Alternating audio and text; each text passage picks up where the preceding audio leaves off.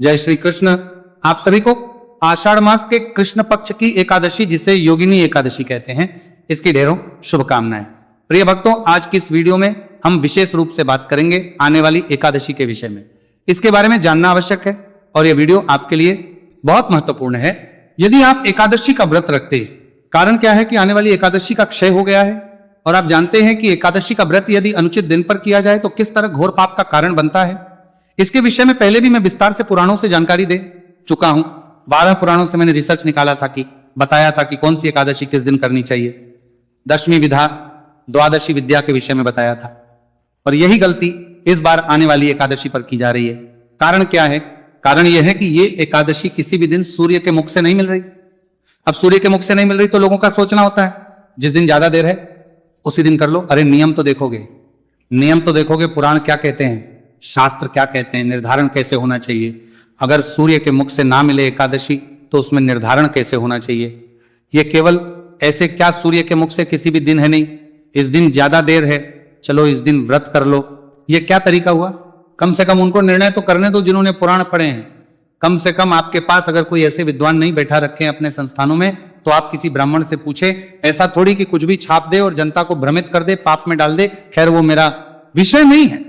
मेरा केवल और केवल अपनी जो मेरी ऑडियंस है, जो मेरे दर्शक हैं, जो मुझ पर विश्वास करते हैं और मेरा चैनल देखते हैं, मैं यही कहूंगा कि वीडियो को अंत तक देखें, कहीं इधर उधर देखने की आवश्यकता नहीं है। आप जानते हैं कि पुराणों के आधार पर मैं जानकारी प्रस्तुत करता हूं आपके लिए। जो पुराणों में नियम बताए गए हैं उसके अनुसार निर्धारण करके देता हूं और उसी के नियम के अनुसार पुराणों के नियमों को लगा के आपके सामने निर्धारण करके दूंगा। और आप जानते हैं मैं केवल पुराण के नियम आपके सामने रखता हूं। निश्चय आपका होता है कि आपको क्या मानना है क्या नहीं मानना है, निर्णय आपका होता है। तो आइए जानकारी प्रस्तुत करते हैं कि आने वाली जो एकादशी है, जैसे योगिनी एकादशी कहते हैं, इसका व्रत कैसे करना है, व्रत की विधि क्या है, नियम क्या है और इसका व्रत करना कैसे और कब चाहिए।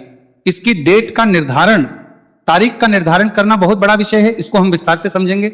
आपसे है कि वीडियो थोड़ा सा भी उपयोगी लगे तो एक बार लाइक अवश्य कीजिएगा और जितना हो सके शेयर कीजिएगा, क्योंकि इसको अधिक से अधिक लोगों तक पहुंचाना आपका दायित्व है। मैं नहीं पहुंचा सकता, आप दर्शकों के पास वो क्षमता है, लेकिन कि आपने भी अगर 10-10 लोगों को इसे भेजा तो आप अधिक से अधिक लोगों तक इस जानकारी को पहुंचा पाएंगे और लोगों को पाप से बचा पाएंगे। आइए जानकारी आरंभ करते हैं, बात करते हैं आने वाली एकादशी की। कमेंट बॉक्स में अवश्य लिखिएगा जय श्री हरि या ओम नमो भगवते वासुदेव। है प्रिय भक्तों, आने वाली जो एकादशी है आषाढ़ मास के कृष्ण पक्ष की एकादशी है, इसको योगिनी एकादशी कहते हैं। योगिनी एकादशी के विषय में भगवान श्री कृष्ण कहते हैं कि हे युधिष्ठिर, ये मनुष्य के बड़े बड़े पातकों का नाश कर देती है, बड़ी बड़ी बीमारियों का नाश कर देती है। इसमें भगवान श्री कृष्ण एक वृतांत सुनाते हैं। वर्णन आता है कि किस प्रकार से अलकापुरी के जो राजा हैं कुबेर, उनके वहां एक था, वो प्रतिदिन भगवान की पूजा के लिए पुष्प लेके आया करता था। वो यक्ष जो सेवक था वो अपनी पत्नी से बड़ा प्रेम करता था, सदा उसी के विषय में सोचता रहता था। उसका नाम था हेमाली और वो मानसरोवर से फूल लाकर भगवान के मंदिर में रखता था। वहां राजा कुबेर भगवान की पूजा करते थे। एक समय क्या कि वो मानसरोवर से फूल तो ले आया पर अपने घर में ही ठहर गया और पत्नी के प्रेम का रसस्वादन करने लगा। उधर कुबेर जो है मंदिर में पूजा ना कर सके, भगवान के बैठे रहे। उन्होंने दोपहर तक फूलों के आने की प्रतीक्षा की। जब पूजा का समय व्यतीत हो गया, निकल गया, तो यक्षराज कुपित हो गए और क्रोध करके उसने अपने सभी सेवकों से पूछा कि हेममाली कहाँ है। तो सबने कहा कि राजन वो तो अपनी पत्नी के आलिंगन में है, उसकी कामना में आसक्त होकर अपने घर में रमण कर रहा है। उनकी बातें सुनकर कुबेर को क्रोध आया। उसने कहा कि तुरंत बुला के लाओ। हेममाली को लाया गया। हेममाली राजा से नेत्र नहीं मिला पा रहा था। राजा अत्यंत क्रोध में थे और क्रोध में आंखें लाल करके उन्होंने कुबेर को श्राप दे दिया। बोले दुराचारी, तूने भगवान की अवहेलना की है, तेरे कारण मैं भगवान की पूजा नहीं कर पाया जा। मैं तुझे श्राप देता हूं कि तू कोढ़ से युक्त होकर अपनी उस प्रियतमा से वियुक्त हो जा और अपने स्थान से भ्रष्ट होकर अन्यत्र चला जा। कुबेर के श्राप से श्रापित होकर वो पृथ्वी पर चला गया। उसके शरीर में कोढ़ फुटाया। वो अपनी पत्नी से जिससे बड़ा प्रेम करता था दूर हो गया। अब क्योंकि वो इतने दिनों तक भगवान की सेवा के लिए पुष्प लेके आया करता था, भगवान शिव की किया करता था, तो सेवा के परिश्रम और पुण्य के कारण उसकी जो याददाश्त है ना, स्मरण शक्ति, वो नष्ट नहीं हुई। उसे सब याद हो रहा कि उसने क्या गलत किया था और किस कारण से वो इस कोढ़ से पीड़ित है। वो बड़ा बेचारा परेशान रहा, क्योंकि कोढ़ किसी को फूटे तो बड़ा दर्द देता है। यहां वहां भटकता भटकता घूमता फिरता मेरुगिरी के शिखर पर पहुंच गया। वहां उसे तपस्या के पुंज मुनिवर मार्कंडेय जी के दर्शन हुए। मार्कंडेय जी को देखकर उसने मुनि के चरणों में प्रणाम किया। मुनि ने उसे भय से कांपते हुए देखा। उसे निकट बुलाकर पूछा कि तुझे कोढ़ रोग ने कैसे दबा लिया, तू इतना निंदनीय है, क्यों जाना पड़ता है। तो यक्ष ने अपना सारा का सारा जो उसके साथ चरित्र घटा था कि वो कैसे कुबेर का अनुचर है, उसका नाम हेमा मालिनी है, और कैसे वो फूल लाके दिया करता था। एक दिन उससे भूल हो गई और पत्नी के साथ सहवास में उलझ गया, इस कारण से फूल लेके ना जा पाया और कुबेर ने उन्हें ये श्राप दे दिया। बोला प्रभु अब आप ही मेरा उद्धार कर सकते हैं, क्योंकि आप तपस्वियों में शिरोमणि हैं, आप भगवान के परम भक्त हैं, तो मेरा उद्धार कीजिए, मुझे इस कष्ट से मुक्ति दिलाइए, इस श्राप से मुक्ति दिलाइए। तब मार्कंडेय जी ने कहा क्योंकि तुमने सत्य भाषण किया है और सत्यभाषी मुझे प्रिय है, इसीलिए मैं तुम्हें अवश्य इसका एक उपाय बताता हूं।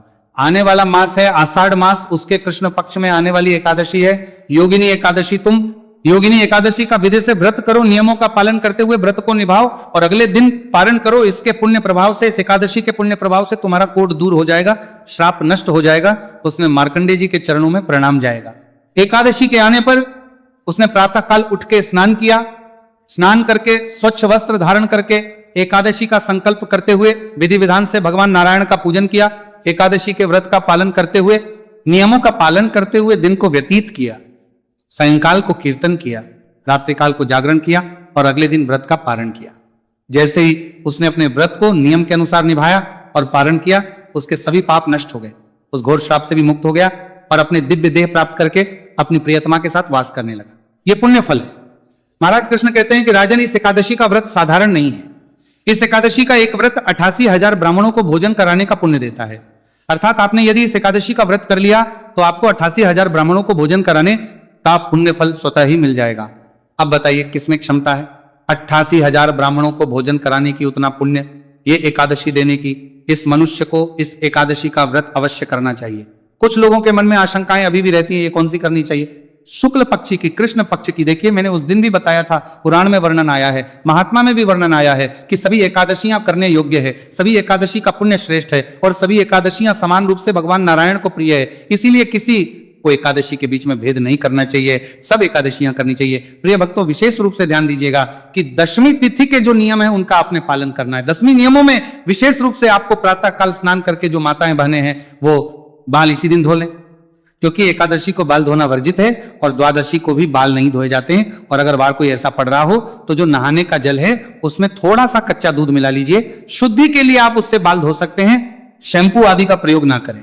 इस दिन कांसे के पात्र का प्रयोग नहीं करना चाहिए, मसूर की दाल का प्रयोग नहीं करना चाहिए, चने के साग का प्रयोग वर्जित है, हरे साग का प्रयोग भी वर्जित कहा गया है और शहद का प्रयोग दशमी को नहीं करना चाहिए। इस प्रकार से नियमों का पालन करते हुए दशमी तिथि को व्यतीत कीजिए। एकादशी के दिन सुबह उठ जाइए, सूर्योदय से पहले स्नान कीजिए। प्रातः काल का स्नान गंगा जल युक्त जल से करें, परम कल्याणकारी है। स्नान आदि करके स्वच्छ वस्त्र धारण करके मां तुलसी को जल दें और भगवान भास्कर को जल दीजिए, पीपल देवता को जल दीजिए, जो आपके पास सुविधा है उन सब में जल दीजिए। रविवार का दिन हो तो तुलसी को और पीपल को जल नहीं देना चाहिए। फिर भगवान नारायण की पूजा करनी चाहिए। भगवान नारायण का जो भी स्वरूप आपके पास है उस स्वरूप को चौकी पर विराजमान करें, विराजमान करके उनके सामने धूप दीप लगाएं, फिर संकल्प करें। संकल्प करके भगवान का से या पंचोपचार से पूजन करें। पूजन करने के बाद कथा श्रवण करें, विष्णु शास्त्र नाम का श्रवण करें और आरती करें। इसके बाद नियम अनुसार दिन को व्यतीत करें। असत्य भाषण नहीं करना, किसी के प्रति अनुचित व्यवहार नहीं करना, क्रोध नहीं करना, शांतचित्त रहते को व्यतीत कीजिए। सायंकाल को कीर्तन करना और रात्रि काल को जागरण करना। इस प्रकार से आपने समय को और दिन को व्यतीत करना है और अगले दिन व्रत का पारण करना है। पारण के दिन भी आपको भगवान नारायण की पारण पूजा करनी है, चौकी का विसर्जन करना है, ब्राह्मण को दान दक्षिणा आदि देके फिर व्रत को खोलना है। इस प्रकार से आपको यह व्रत करना है।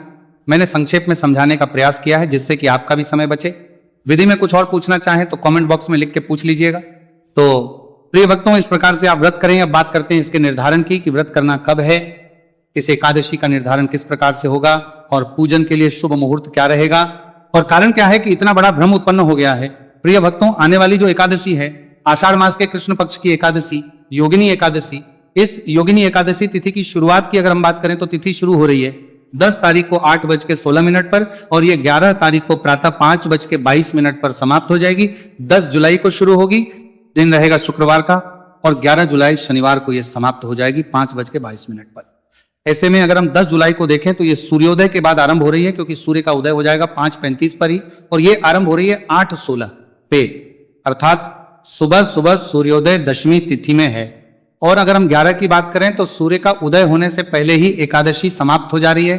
सूर्योदय होगा 5:37 पर और एकादशी समाप्त हो जा रही है 5:22 पर।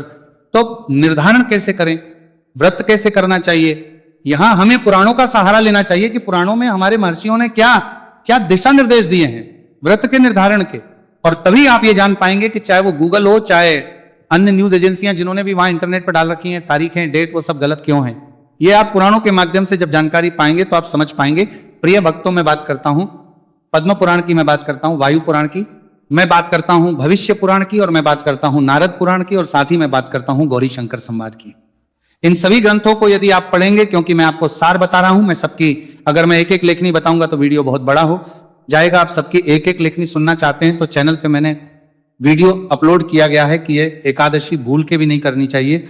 आप उसमें देख एक एक पुराण के श्लोक के साथ जानकारी मिल जाएगी कि इस पुराण में क्या कहा गया है, इस पुराण में क्या कहा गया है।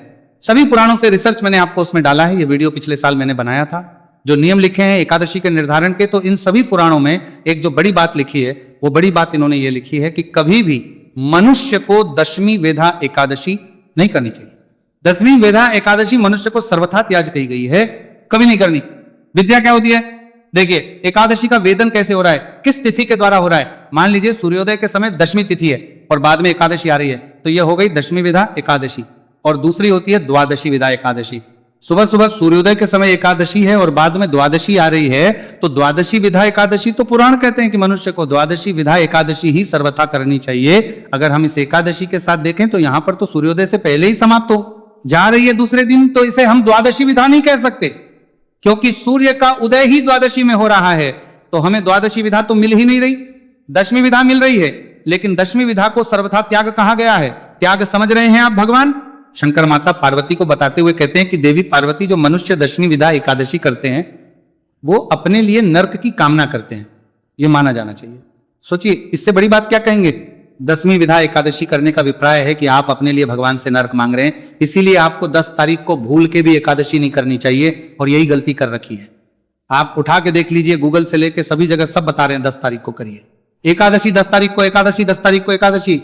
अरे क्यों पाप में झोंक रहे हो? जनता को पुराण तो पढ़ लीजिए थोड़े से। हमारे जस्सी मुनियों ने इतने बड़े बड़े पुराण लिखे हैं, पर एकाद पुराण में नहीं, 6 पुराणों में जानकारी है। दसवीं विधा एकादशी सर्वथा त्याज है, सर्वथा त्याज है, त्याज है, त्याज है।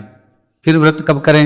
अगर ऐसी स्थिति प्राप्त होती है जब आपको सूर्य के मुख से एकादशी प्राप्त नहीं हो रही है, तो द्वादशी के दिन एकादशी का व्रत करना सर्वथा उचित है और सर्वथा पुण्यकारी है। ये हमारे नश्य मुनि कहते हैं, ये हमारे पुराण कहते हैं। इसीलिए आने वाली एकादशी का व्रत आपको 11 तारीख दिन शनिवार को करना चाहिए, 11 जुलाई को करना चाहिए, जिस दिन द्वादशी है। अब निर्णय आपके ऊपर, मैंने पुराणों की बात आपके सामने रख दी है। आपको जानकारी कैसी लगी आप कमेंट बॉक्स में लिख के अवश्य बताइएगा। कुछ कहना चाहें, सुझाव देना चाहें तो सदा आपका स्वागत है। आप अपने सुझाव दे सकते हैं। चैनल पर नए हैं और अच्छी जानकारी पाते रहना चाहते हैं पुराण और शास्त्र सम्मत, तो आप चैनल को सब्सक्राइब करते जाइएगा।